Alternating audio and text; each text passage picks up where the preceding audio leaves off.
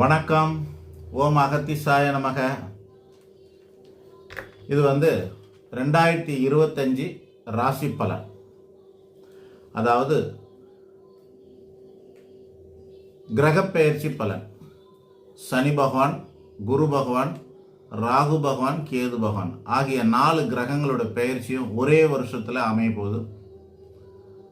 பொதுவாக ஒரு வருஷத்தில் 2 கிரகம் இப்படி மாறலாம், அல்லது ஒரு கிரகமாச்சு மாற்றம் இருக்கும்.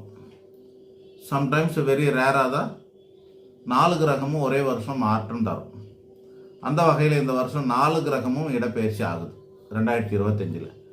2024 குரு பயிற்சி மட்டும்தான் இருந்தது. அதனால் இந்த வருஷம் 2024